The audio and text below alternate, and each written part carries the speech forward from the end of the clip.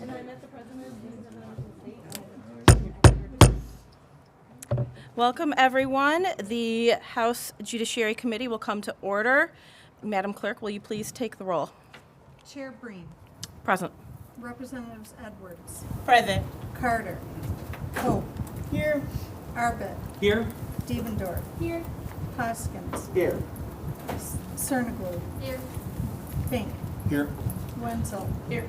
Wozniak. Here. Outman. Here. Johnson. Here. Madam Chair, you have 12 members present. You do have a quorum. Thank you, Madam Clerk. And Representative Edwards makes a motion to approve and adopt the minutes from the previous meeting. Madam Clerk, will you please call the roll? Oh, sorry. No, we don't take a vote. Okay.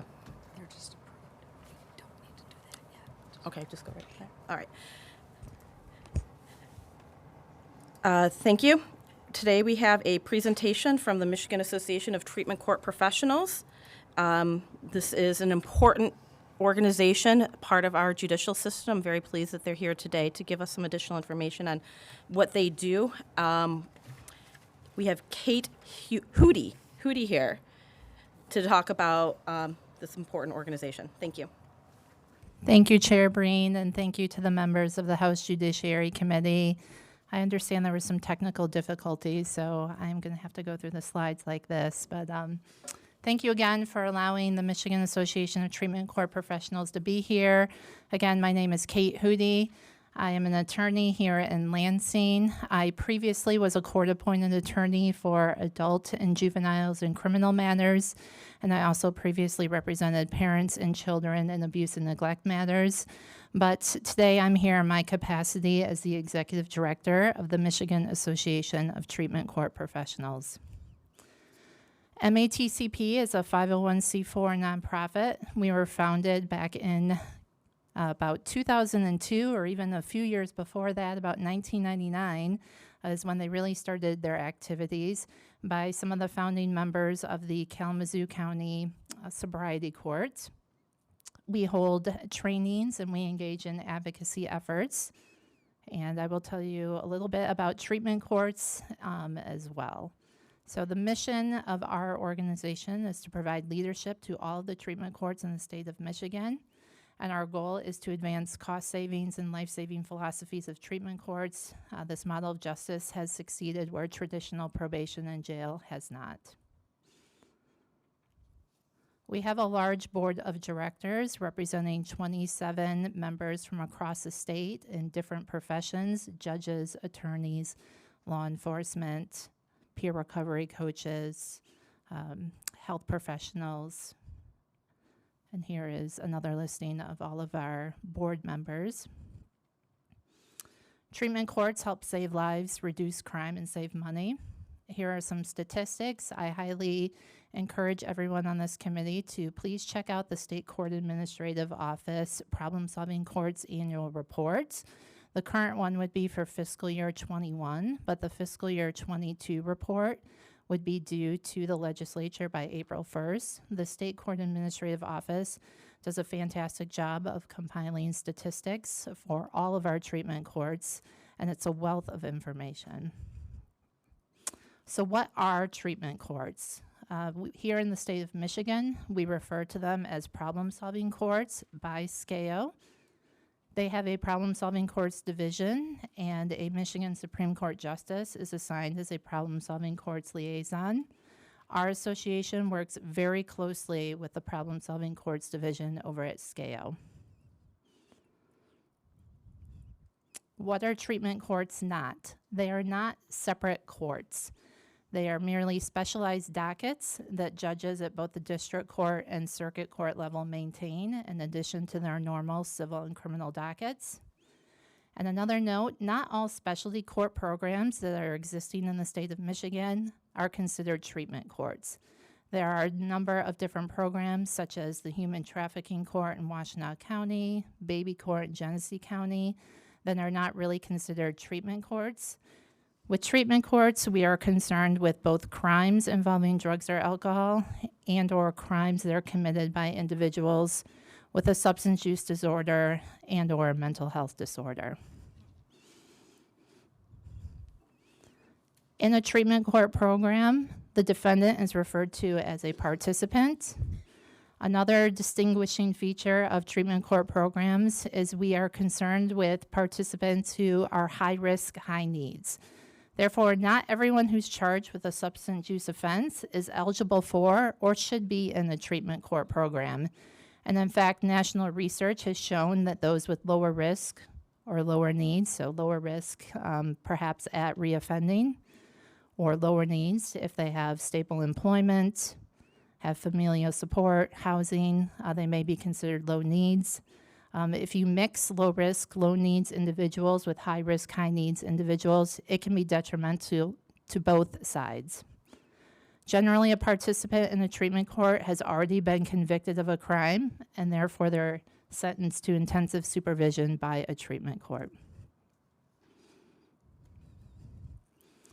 Another distinguishing feature of a treatment court is the team approach to working with a participant.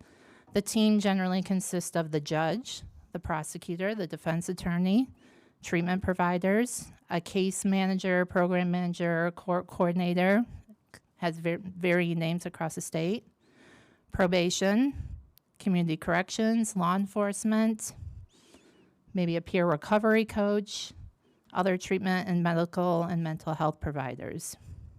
On a family court side, it's going to include representatives from the Department of Health and Human Services as well. Research has shown that judges who participate fully in treatment courts result in better outcomes for our participants. Many of our participants in treatment courts appreciate the ongoing and frequent contact with the judge. That is a core element of a treatment court, is to be going before the judge on a frequent basis. Services that are offered to a participant in a treatment court can vary. They need to be individualized, though, to that particular person. It's not a checklist that needs to be fulfilled, and not every service makes sense for every person. But some examples of participant services are drug testing, outpatient treatment, medication for opioid use disorder, also referred to as medication assisted treatment, case service planning, engaging in a 12-step program, peer recovery coaches, therapy, trauma-based care, child assessment and treatment, parenting classes, sober interactions and activities, education, job training, housing, and physical, dental, and health care. I mentioned that participants go in front of a judge frequently. When you are in a treatment court program, you move through phases. Typically, a program is going to follow 3 separate phases. Each phase lasts approximately 4 months, with most program completion happening between 12 and 18 months. However, again, the program needs to fit the needs of the participant, not the needs of the court. So it could be longer depending on what the particular needs of that participant are. During the first phase, that is when participants are meeting with the judge weekly and meeting with their probation officer. As a participant is going to move through these phases, services continue, but they may not have to appear in front of the judge as frequently. One of the best and most rewarding aspects of being in a treatment court is that when you successfully complete all of your phases and you are ready to be discharged, you have a graduation. And I have a few pictures from a couple of our court programs. Judge Shannon Holmes, who's actually an MATCP board member, she oversees a number of treatment courts at the 36th District Court in Wayne County. So there's a couple pictures from Judge Holmes and her participants, and then Judge Jordan, Susan Jordan, who is in Jackson County with an adult circuit court drug court. All right, so taking a look at treatment courts across the state of Michigan. Right now, we have 208 treatment courts. These are numbers that are provided to us by the State Court Administrative Office. We will see an increase in those numbers when the fiscal year 22 report comes out. And in addition to those numbers that will be reported in the fiscal year 22, we also are aware of at least 4 other courts that are in the planning stage as well. So treatment courts are growing exponentially. When I started with MATCP back in 2016, we were hovering around 170, and now we're at 208. We also have incredible reach across the state. Here is a graphic that was provided by SCAO that shows that we reach almost every county across the state, and even those counties where a treatment court does not exist are likely served by a regional court. Some of the courts are regional courts that span 2 or 3 counties. Looking at a breakdown of the different types of courts that we have drug and sobriety treatment courts. Our largest number of courts is our hybrid courts, our DWI and drug. Those mostly exist at the district court level, but we do have some at the circuit court level as well. There's others that are just strictly sobriety or DWI courts. We have juvenile drug, adult drug courts, our family treatment courts, and we also count our tribal healing to wellness courts as part of our treatment courts. Right now we have 42 mental health courts. 35 of those are adult, 7 are juvenile. And our last type of courts is our veterans treatment courts. We have 29 across the state. Until very recently, Michigan had the distinction of leading the nation in the number of treatment courts. And last I knew, we had been slightly surpassed by another state, but we still have a very high number of veterans treatment courts compared to the rest of the nation. So what does it mean to be a problem-solving court in the state of Michigan? You have to be a certified problem-solving court in order to be eligible to receive state grant funding. Back in about 2017, 2018, our organization, in conjunction with SCAO, started working on the best practices manuals using the best practices that have been established by the National Association of Drug Court Professionals, using those as a model for our state. So there are now manuals that exist that treatment courts have to follow those best practices and standards as outlined in the manuals, and some of those components include ongoing training as well in order to be eligible to receive that state funding. Just a quick word about funding. In this past year, treatment courts were appropriated almost $17 million. We thank the legislature for their ongoing support, but now with 208 courts across the state, $17 million represents on average about $82,000 per court, and that's not a lot of money for each of our courts, especially for our courts who are looking to expand the number of participants that they can serve. If you want to look at the statutes for treatment courts, we have the drug treatment court, mental health, juvenile mental health, and veterans treatment courts, and here are citations to those statutes. In addition to working very closely with the State Court Administrative Office Problem Solving Courts Division, we have a number of public partners across the state from various state agencies, as well as other associations in the judiciary, law enforcement, medical, and mental health realms.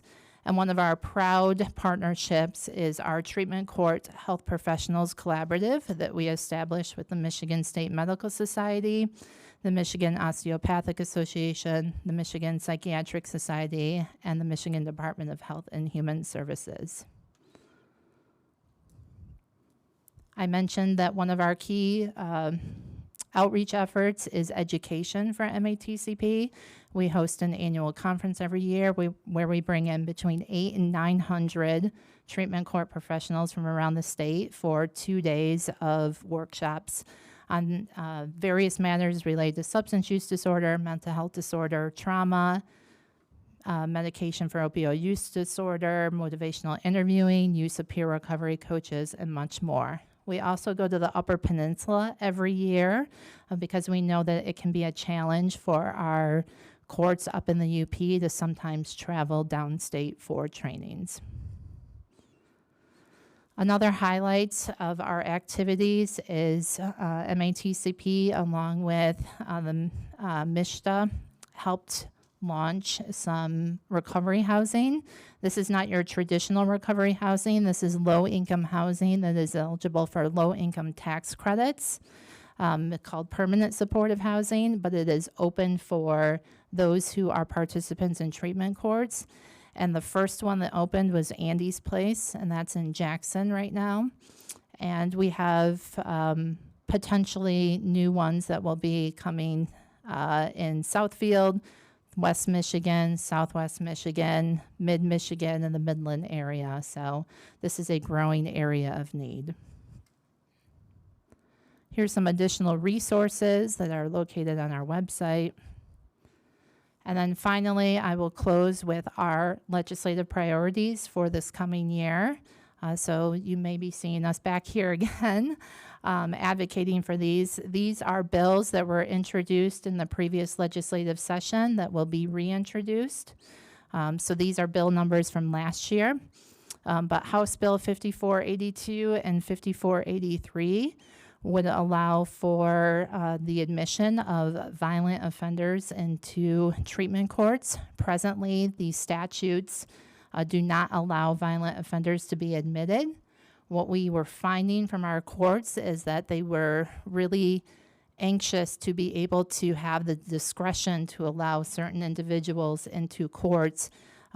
Perhaps someone who is eligible for mental health courts may have been convicted previously of an assaultive crime against a family member as a result of their mental health disorder, and the court is not able to take that person presently, but they think that this person would be a really great candidate, and the family is advocating for this person to be admitted into the mental health court.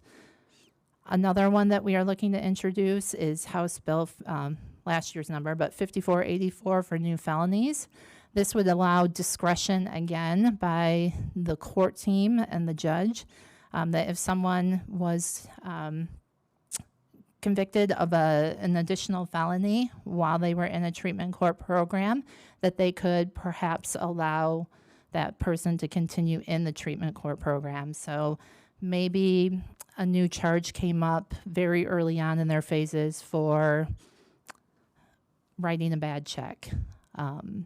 That doesn't necessarily mean that that person should be disqualified from the program, but the way the statute is written right now, they have to be terminated from the program. So again, we're looking for that discretion for our judges.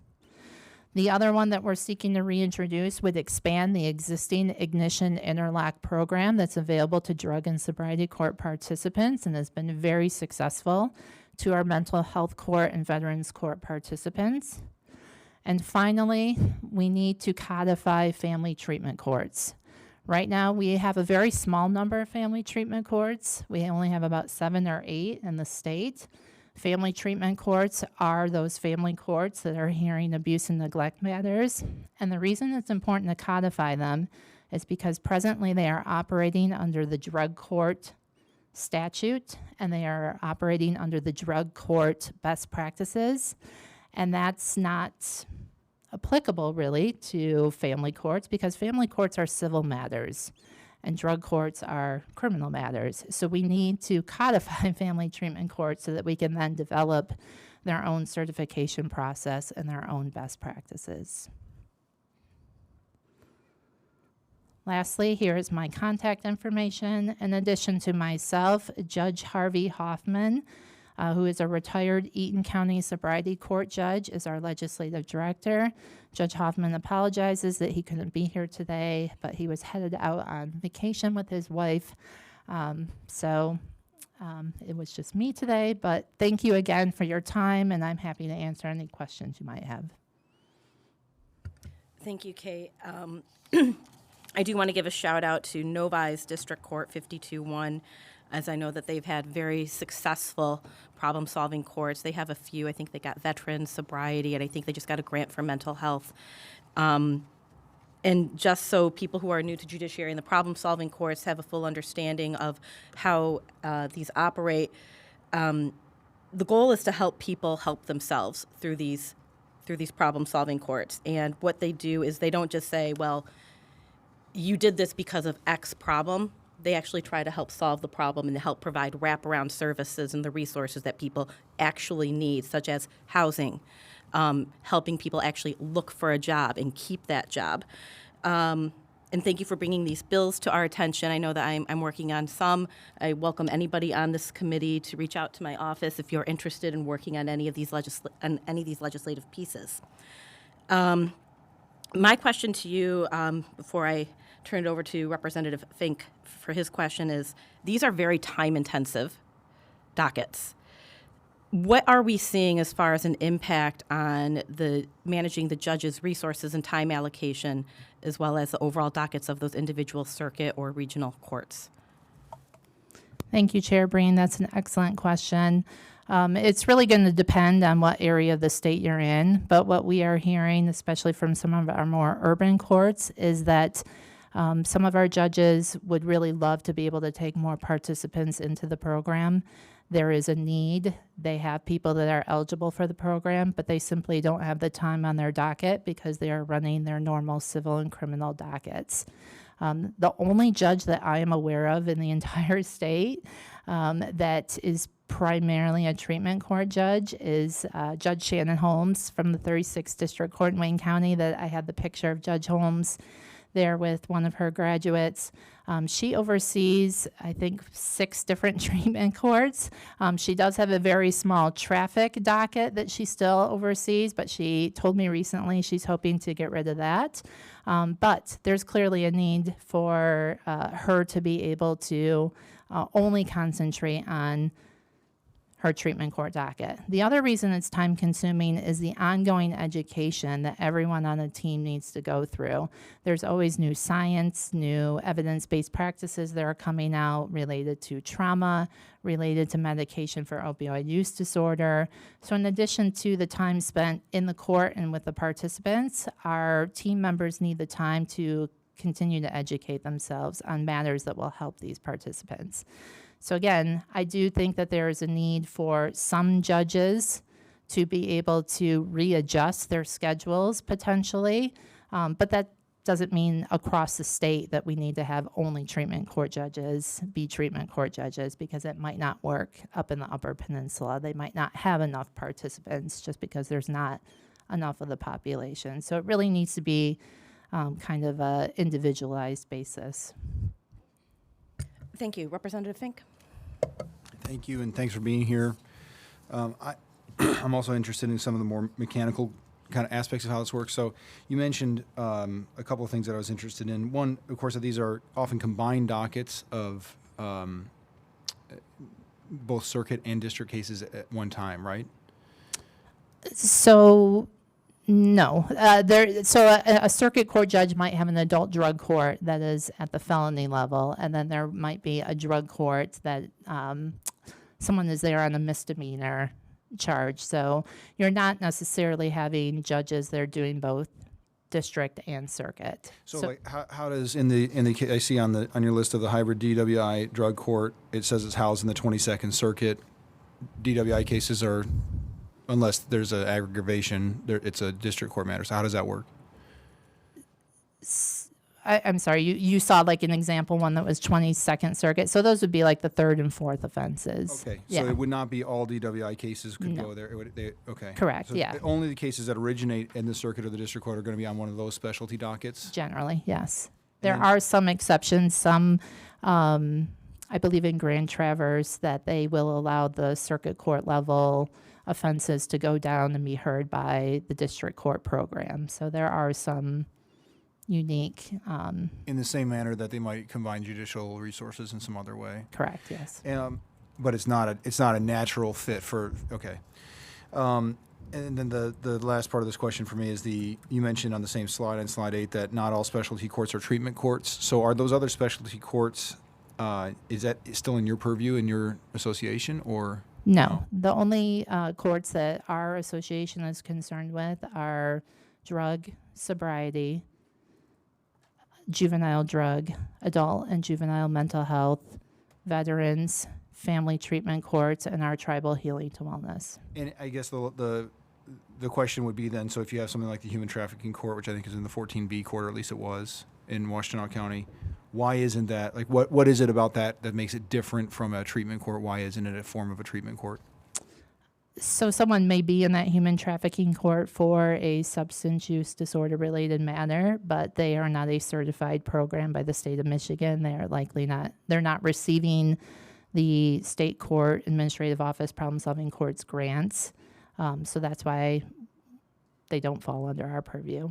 I'm sorry, I probably didn't ask this clearly enough. Do you think that that form of a specialty court is inconsistent, or I mean, is there a reason that we wouldn't consider those to be treatment courts in the same way? I understand they're not considered that way now, but is there a reason we would keep them out?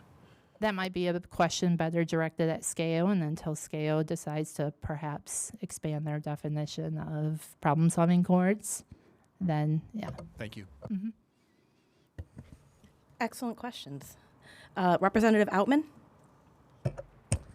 Thank you, Chair Breen, and thank you for being here. I have a quick question in regards to House Bills 5482 and 5483 from last legislative term.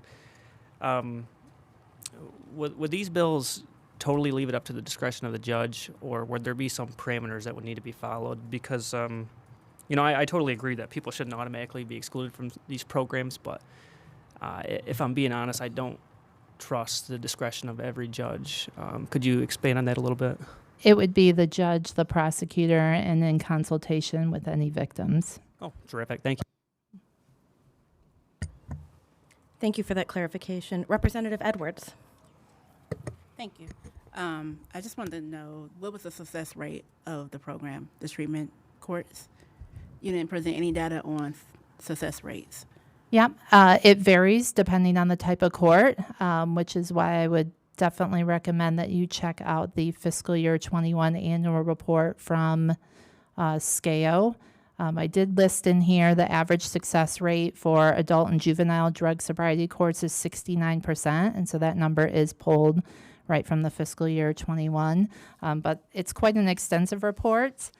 So there's, I can, if there's a particular one you're interested in, I can look it up right now, but it really varies, and they have different parameters that they measure as success as well in terms of, recidivism rates. They look at both 3 and 5 year post-graduation employment. They break it down by educational attainment. So there's a variety of ways to define success. Okay. And then I know you said there was 42 mental health treatment courts. Is there ongoing treatment once an individual successfully completes the program? Or It do you refer really- them out, or what do you do for the individual? Because we know mental health is not something that just ends once they're done. It's an ongoing process. Correct. So their involvement with the court system would be completed, but yes, presumably that individual would have ongoing services through CMH, through maybe their local PIHP, wherever they were potentially getting those or receiving those mental health services should continue. And do you guys make that referral, and you make recommendations on where they can go, or does this individual require to find their own facilities? They probably would have been receiving those services. They would have been receiving the services while they were in the mental health court program. So hopefully they would continue with those services when they graduate. Thank you. Thank you, Representative Edwards. Representative Arbit? Thank you. Thank you so much for coming today and for your testimony and your important work on these issues. I used to work at the Oakland County Prosecutor's Office, so I know the importance of the treatment courts. I do have a few questions. One is, first, what is the mechanism or the process for which, by which these courts are created? Is it just, an agreement by the judges in a certain district or circuit court that this is something they'd like to embark upon, or what's the process for that? It's going to vary, but it could involve a few different mechanisms. Most likely they will contact the state court administrative office and say that they're interested in starting a program. Some courts may be eligible for planning grants. There are planning grants available at the federal level. They likely will enter into an MOU with their prosecutor's office, perhaps even local law enforcement. So there's not one direct path or checklist that they have to accomplish, but Would standardizing a process like that be something that's useful or desirable in this process, or not necessarily? I think that might be something that the State Court Administrative Office might be Okay. better able to understand. I don't necessarily think that we hear of barriers to starting a program. Okay. That was sort of my next question is, what barriers might exist, or, sort of on the flip side of that, what are areas, that we as a legislature can work on perhaps to incentivize adoption, both by, I live in a district court that has nothing in regard to treatment courts.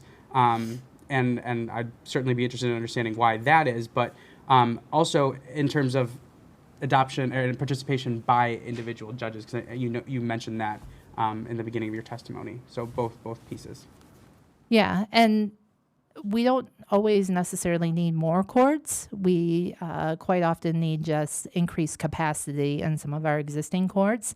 And you mentioned in Oakland County, you have a district that might not have, I think there's I'm in the 48th. Okay, Yeah. yeah. That might not have a treatment court, but likely there is a neighboring district court that takes referrals. So I don't necessarily have a concern that individuals in that area don't have it available to them, because many of our treatment courts will take referrals or take people from outside the immediate area. Okay. Thank you. Thank you. Before we move on to Representatives Hoskins and Sergelu, I do have a question about the saving money component. How do you determine the investment that you make saves money? How is that formulated? Keeping people out of jail. Okay. Keeping people in their homes, keeping people together with their families, helping them gain employment. The number that we have up there is a national number, so I can't say that that is specific to Michigan, but again, the National Association of Drug Court Professionals, a fantastic organization that we partner with and utilize their resources very frequently. I'm very confident that their number is pretty accurate. But we see the effects, right? We see the effects of people being able to either maintain a job or get a job, maybe get their GED, stay out of jail. Thank you. Representative Hoskins. Thank you. And I had two questions, but one of them, you kind of answered it with Representative Arba's question. I was just curious, too, how it's determined where these treatment courts are located, but you kind of touched on it there. But my other question is just about the treatment court housing. I know in here you mentioned that they're in various stages of development in various communities. One of them just so happens to be one of the places I represent in Southfield. So I'm just curious, do you know exactly where they are in the process in these various communities? So Judge Hoffman would be better suited to speak with you, Representative. So I will make sure that we contact your office and come and talk to you about that. Judge Hoffman kind of spearheads the housing pilot for MATCP, so he could better speak to where they are in the process. Okay, all right, thank you. Representative Sergelu? Thank you, but I actually answered my own question by rereading some of this material. Thank you. Okay. Representative T. Carter. Thank you, Madam Chair. Just a quick question. You talked about a 69% success rate. The 31%, what happens to them, and what constitutes non-compliance? I mean, how many chances do they get? Kind of give me a little background on that. Thanks. Yeah, so termination from a program is, I think, what you're getting at, Representative. Unfortunately, there's a number of things that could result in termination. Some of them is death by our participants. Our treatment court team members, unfortunately, have to deal with a participant perhaps overdosing. Some of it is just absconding. They don't show up. And so after repeated efforts to locate that individual, they may have to terminate them from the program. Some of it may just be they're showing up, but they're just actively not engaging in services. We try not to put people in jail, though. And we do employ incentives and sanctions as a big part of what we do. And national research has shown that sanctions need to be brief, they need to be immediate. So we try not to put people in jail for more than even 3 days is kind of the top. If there's sanctions going on while someone's in a program, but termination is usually failure to comply on a repeated basis, absconding, or unfortunately death. Thank you, Representative Carter. We have then Representatives Devendorf, Hope, and Fink. Representative Devendorf. Yes, thank you. I'm a big fan of treatment courts. I really appreciate everything you do. I value the question about the asking what data shows the success, how we measure success, how we quantify that. I also appreciate your response in that success in housing, having access to resources again, that consistency is success. However, the data showing that is how we quantify success. My background is in advocacy and public policy, and I know that in order to ensure that we can continue to fund these programs, we have to back that up. And we want to do that at a state level. We want to do that where we are.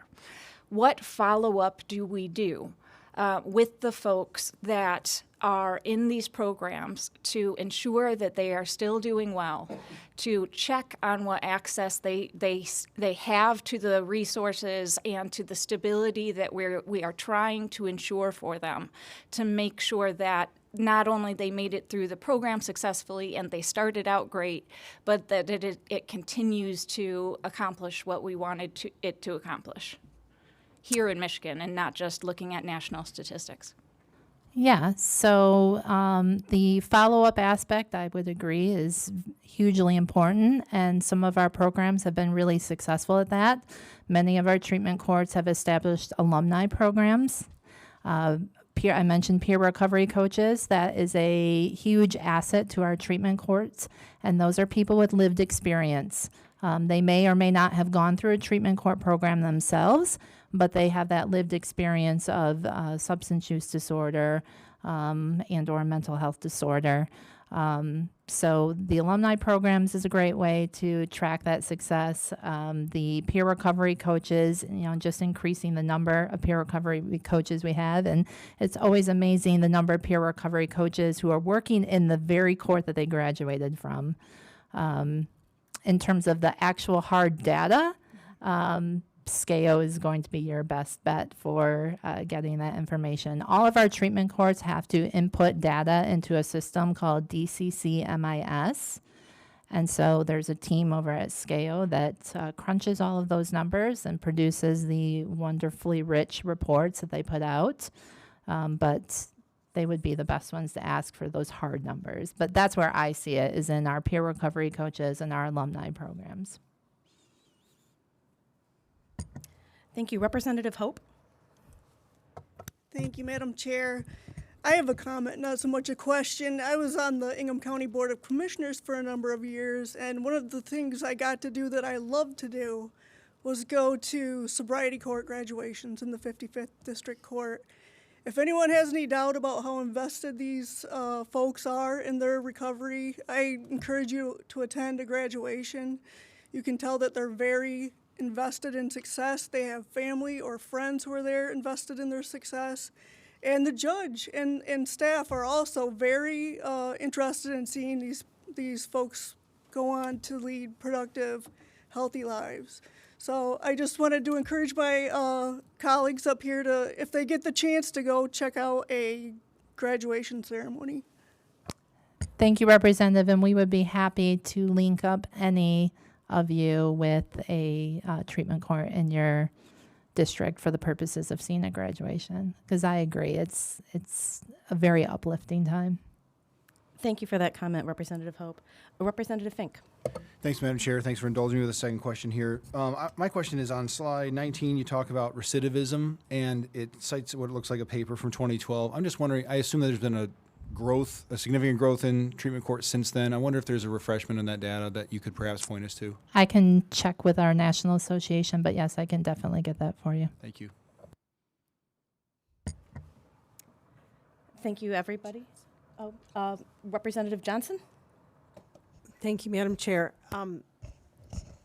The treatment court housing pilot, what was this modeled after? And what are some, it's fairly new, so you don't have a lot of data, but what are some benchmarks we're looking at as far as future employment or other goals that you have for this? Thanks. Yeah. So this actually came about during Governor Snyder's tenure, and he was very supportive in allowing MISTA to amend the low-income tax credits that they give out to include this recovery or permanent supportive housing model. One of the models that we did look at was in Minnesota. We actually traveled to Minneapolis. Gosh, it's been about 5 years now, or 6 years ago, that we took a trip to Minneapolis, and there's an organization there called RS Eden that has done a number of permanent supportive housing units across the city. And some of those components or some of those units include treatment court participants. But what we really love about this model is that it gives people a place to stay. They don't have to leave. Some of the questions are revolving around whether the follow-up or what happens when court involvement ends. This is a really great aspect of that, is that when their court program ends and they graduate, they don't have to move out of the housing.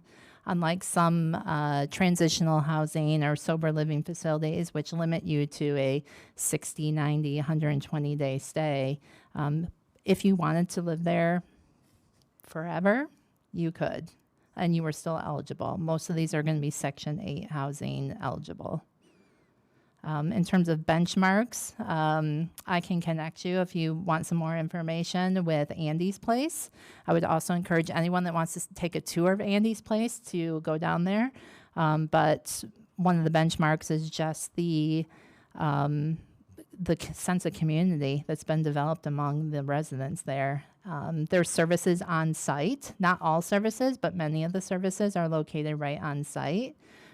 So they don't have to necessarily leave, when we know that transportation for people can also be a barrier to moving successfully forward. Thank you to the entire committee. We have one more question. You got it.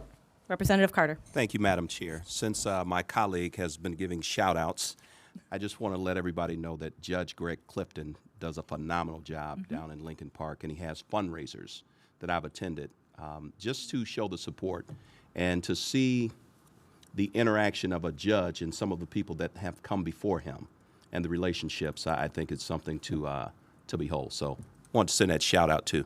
Thank you. Yes, Judge Clifton has a wonderful veterans treatment court. Yes.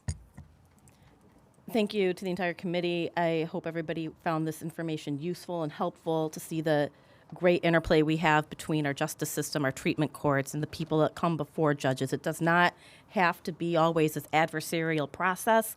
I think it fulfills the true purpose of our justice system, which is to help people return to normal lives and to give them the resources that they need to support themselves and their families. We have one card only from Kate Hude. Thank you so much for your testimony today. I'm sure we'll be seeing and hearing from you quite a bit. And seeing that there is no further business before the committee, we stand adjourned.